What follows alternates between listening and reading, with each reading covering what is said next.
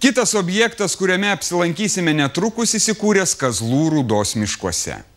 Jis buvo pradėtas statyti iškart po 1975 metais Helsinkėje pasirašytos Europos šalių saugumo ir bendradarbiavimo deklaracijos, užkertančios kelią ginkluotiems konfliktams.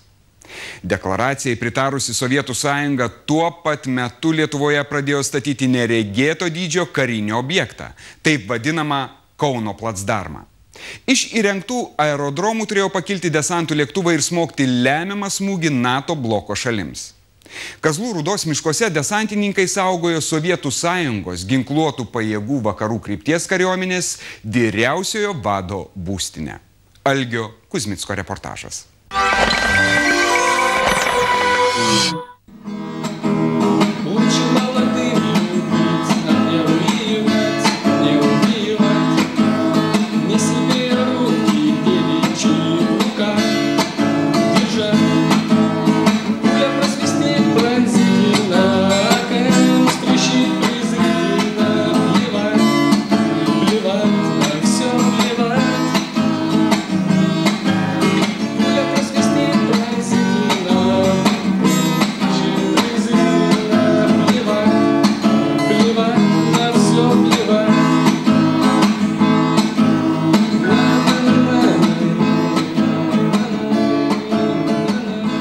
Kai matai plikas sienas, kažkokias nulupinėtas plyteles, dar kažką, tai yra galbūt niūru ir žmonės gali sakyti, kad, į ką čia žiūrėti.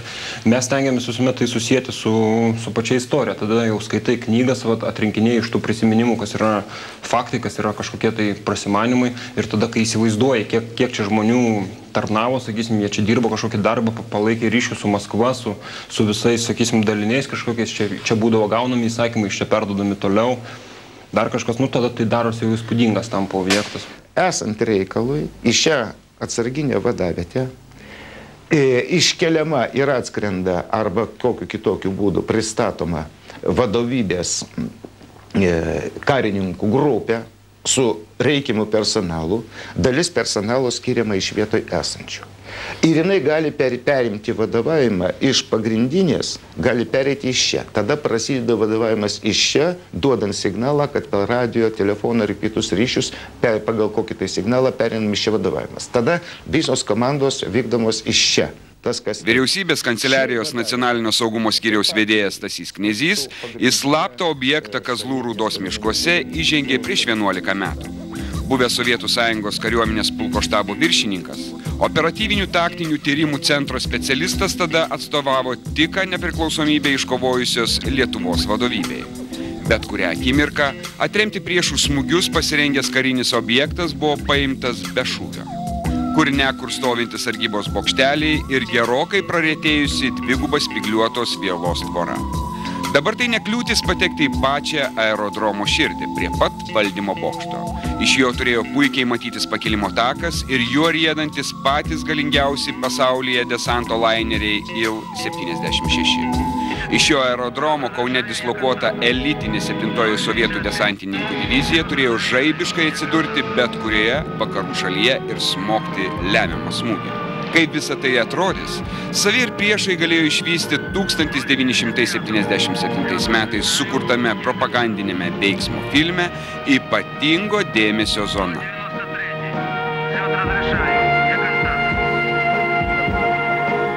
Būrelis mėgstančių istoriją ir filmavimo grupė iš NATO šalies. Prieš 11 metų svajoti apie tokią iškilą būtų tolygų beprotystei. Net garsiai kalbėti apie šį objektą buvo pavojinga. Taikos metu pakakdavo kariškių apsaugos be papildomas kokios tai, be abejo aplink šnipinėjo čekistai. Jie žiūrėjo, kad iš esmės kas domisi objektu ar kur nors, ar kas klausinėjo apie objektą, gal kas norėjo sužinoti kažką, tai sekti, bet kad dar nebuvo tokios ir užsienio žvalgybos, tai jie čia profilaktiką greičiau atliko. Kur veda tankių miškų vinguriuojantis keliukai? Tai ir buvo ta didžioji kruopščiai saugoma paslaptis.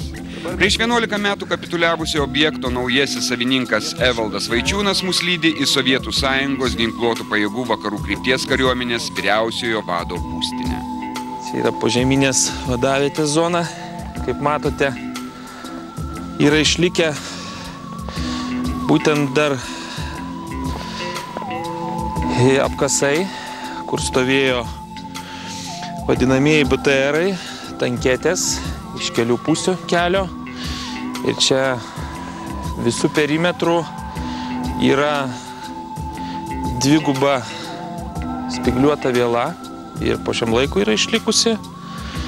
Čia buvo kaip ir važiavimo postas, iš kelių vietų tanketės stovėjo ir būtent tokie apkasai yra aplinkui visų perimetrų ir buvo ypatingai saugojama. Sutrunyti baigianti užtvarą. Anuomet ši kelionė būtų čia ir pasibaigusi. Akistata su ginkluotų desantininkų. Tai yra autentiška rusų desantininkų apranga, tai taktinė apranga, tai yra kuprinė RD-54, diržas su sovietinė simbolika, automat Kalašnikov durklas. Ir vienas toks iš rimčiausių eksponatų tai yra būtent maskalatas. Tai maskuojanti apranga būtent lauko sąlygom. Nu, beretė tai yra irgi autentiška rusų desantininkų beretė, tik tai tiek, kad jinai nelabai derinasi prie miško, bet tai toksai atributas, kuris turėtų būti. Na ir vienas dar iš tokių svarbiausių, tai telneška. Kaip matome, čia yra išlikęs dar nuo anų laikų šlagbaumas, kiek matote, apvyniota spygliuota viela. Ir čia visur daugelį kilometrų, tiksliai net negaliu pasakyti, kiek eina spygliuotos vielos užtvaros, dviguba spygliuota viela, saugojant viduj tos teritorijos vaikščiodavo kareiviai su šunim. Ir tiesiog per tokią užtvarą patekti būdavo tikrai sunku, nes būdavo dar ir papildomos saugos signalizacijos tų laikų. Už kelių šimtų metrų nieko neįsiskirianti medžiais apaugusi kalva.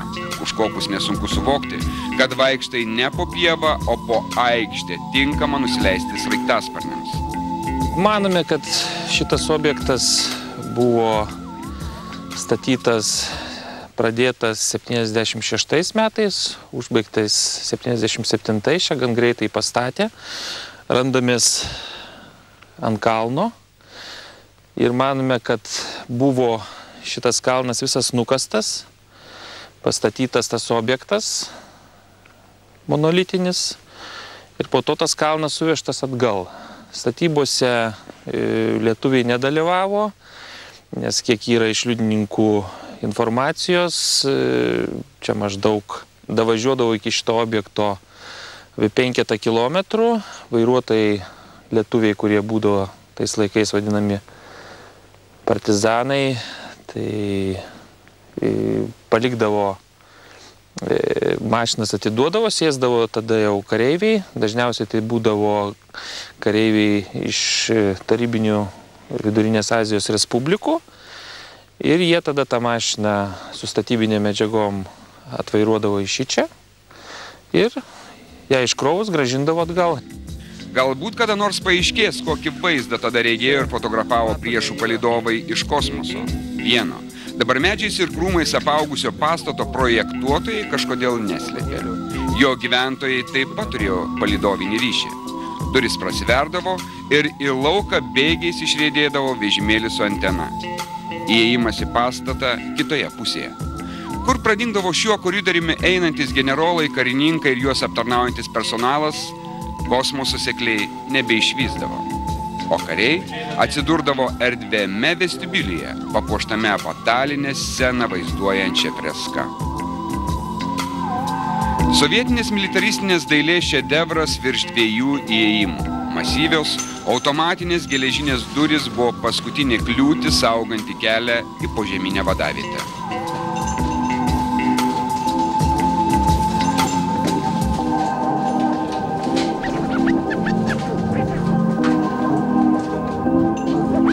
Ir užrašai yra išlikę. Čia, kaip matome, sėdėjo viršininko patalpos. Esama nedideliai kino salėje, kur buvo naudojama kaip ir pasitarimams. Ten matome, yra ten operatoriaus patalpos. Čia yra patalpos, kurių paskirtį dar aiškinamės. Renkam informaciją. Čia, kiek žinome, buvo ryšio mazgas, kur stovėjo aparatūra ryšio. Toliau yra įvairios pagalbinės patalpos. Šitoje patalpoje kaip ir buvo valgomasis karininkų. Toliau virtuvėlė.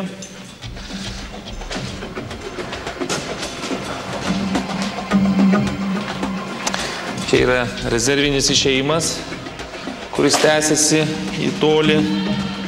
Ten buvo ir sanmazgai, o čia užeiname į pagrindinę patalpą, kur vykdavo slapti pasitarimai. Čia yra maketas rajono aplinkui išlikęs. Čia paaukštinime sėdėdavo karininkai ir čia vykdavo aptarimai mokymam.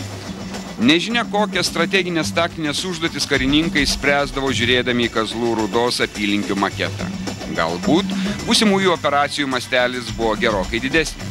Jas planuoti karininkai galėjo puikiomis sąlygomis.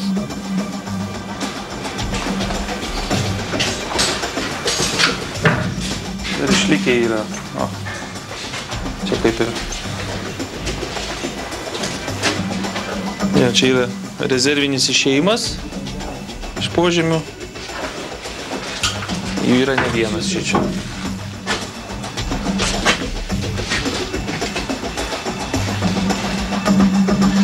Užeinama į patalpą generatoriaus.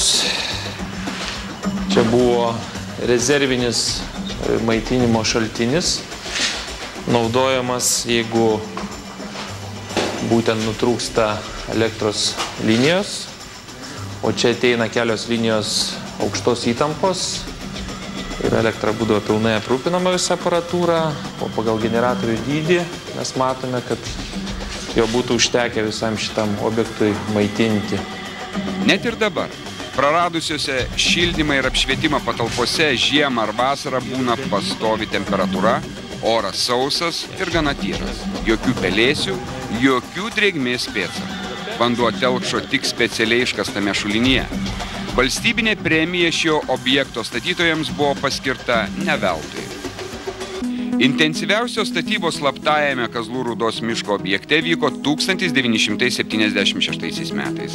Įamžinimo verta data. Netoli požeminės vadavietės tik supilto pylimo pradeda dygti prašmatni, pagal tų laikų normą suprojektuota vila poilsiui. Tais pačiais metais įvyksta kitas, sunkiai suvokiamas dalykas. Į slaptą objektą įleidžiami Mosfilmo kino studijos darbuotojai ir aktoriai. Čia kuriamas jau minėtas vaidybinis filmas Ypatingo dėmesio zona. Žiūrint ištraukas, nesunku pastebėti, kad aktoriai tada, kaip ir mes dabar, vaikšto tais pačiais koridoriais ir atsiduria tame pačiame, tik laiko gerokai pakeistame generolų valgomajame.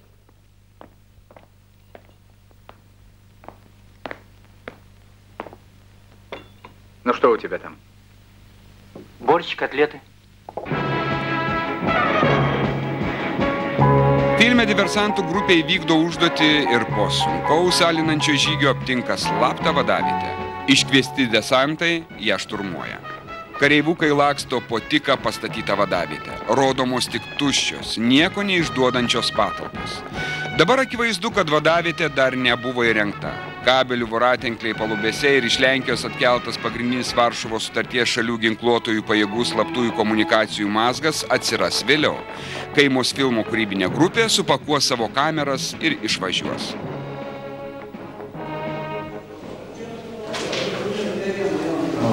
Šitais kabeliais informacija vaikščia. Ne, čia kiek įsivaizduoju, irgi ryšininkų patalpa kažkokia buvo, matai, nuleista visur prie stendų. Kažkas čia Ryšio patalpa. Matosi, kad nuo kabelių žemyn nueidavo pildomi dar kambeliai. Čia stovėjo ryšio aparatūra. Kiek matome, tiesiog galima suskaičiuoti, kiek čia pagal išlikusius stovus galim suskaičiuoti, kiek čia žmonių sėdėdavo. Tai matome, kad šitoje patalpoje tai jau buvo apie 10 operatorių sėdėdavo. Čia tiksliai įsiaiškinom yra tas bunkeris, kur išlenda į Kauną. Praėjimas. Būna tokių mistikų prisiklausai landžiodamas po tokias vietas.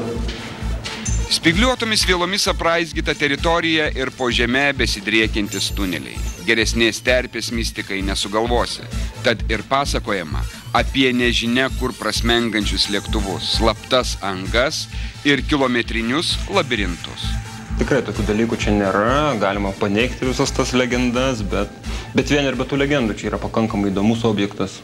Besidominčio objektų teko rasti tokius labai įdomius įrenginius ir vėliau aiškinantis supratom, kad šičia stovėjo palidovinė lėkštė, kurios pagalba buvo ir priėmami ir perdodami vairūs signalai. Tai va, kaip matote, yra įtvirtinimai, ant kurių šitas įrengimas ir stovėjo. Kartais įdomus dalykai mėtosi tiesiog po kojomis. To įsitikinome, apžiūrėdami vadavietę iš išorės. Te reikia tuos dalykus pastebėti ir suprasti, kad tai gali būti įdomu. Va. O, pagrindinis šitos bazės atributas. Kažkokia rašomoji mašinėlė. Enigma turbūt rusų. Greičiausiai. Matom, slaviškas raidynas.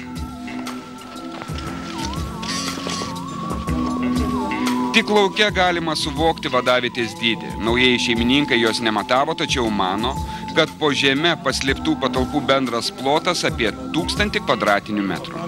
Šičia yra ventiliacijos angos, jų čia daug šitą miškelį yra ir čia pakankamai, jeigu žiūrint nuo pastato, tai matosi, kad čia viduje taip nesimato ta erdvė, bet čia realiai yra galėjau apie 50 metrų toliau nuo pagrindinių įėjimų ir čia dar tikrai toli gražu, ne pabaiga tos požeminės bazės.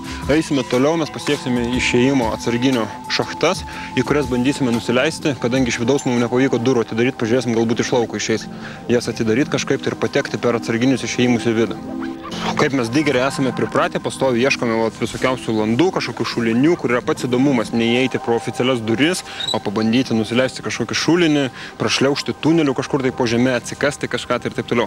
Šiuo atveju taip pat, kaip minėjau, bandysime nusileisti įrengtų virių pagalba žemyn ir pabandyti tai daryti iš lauko pusės tas atsarginių išėjimų duris.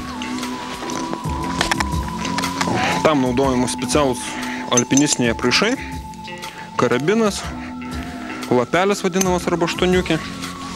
Ir su šita įranga yra pakankamai lengva patekti žemyn. Taip įsijungiam prožektorių ir leidžiamės.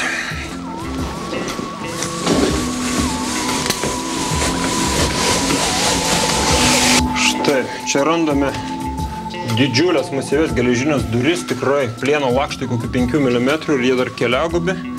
Bet čia, kiek matau, iš išorės taip pat viskas yra užvirinta. Spėju tam, kad jokie vagis kažkas nelystų šitą bazę ir jos nenikuotų. Reiškia, iš čia taip pat patekti negalima. Filme diversantų grupiai lysti pro tą pačią angą sekėsi žymiai geriau. Jiems duris pavyko nesunkiai atidaryti.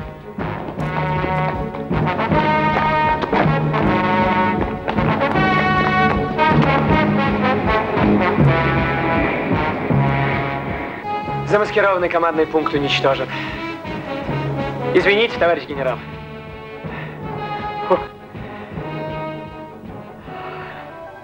Deja, vagis ir vandalai šiuos užrašus išvydo per vėlai, kai jau nebeliko ką vogti. Objekto naujasis savininkas Evaldas Vaičiūnas pasiūlo dar vieną įdomų pastatą – generolų vilą.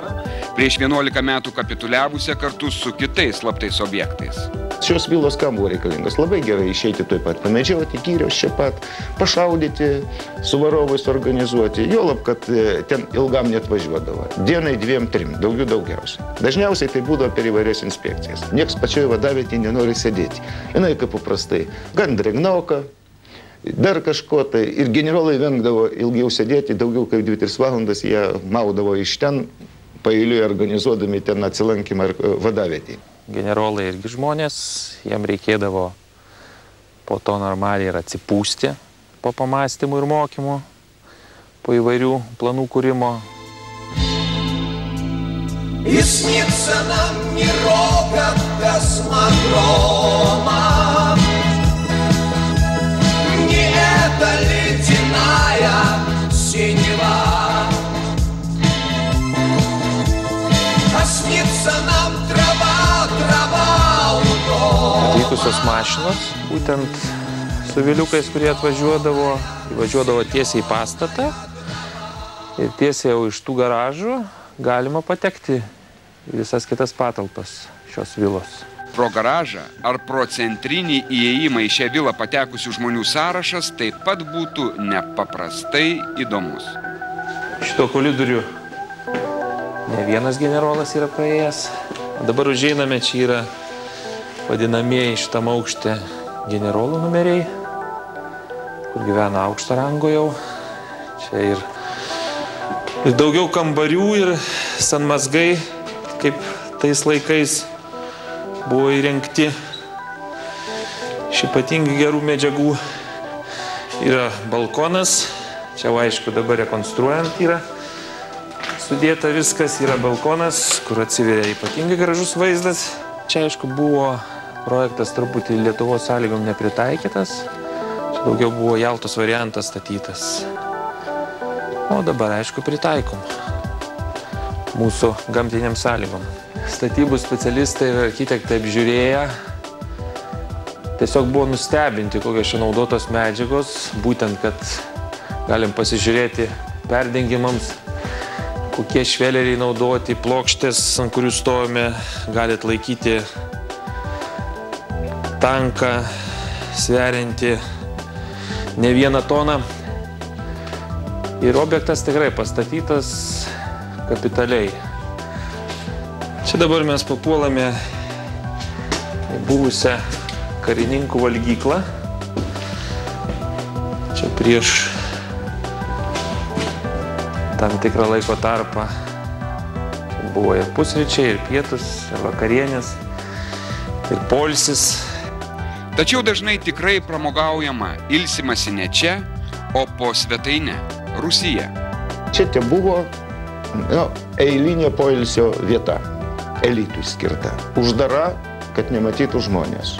Ką jie ten išdarinėjo? Nieko ten labai neišdarinėjo. Paprastai aukšta vadovybė tokiais dalykais neužsiimdavo.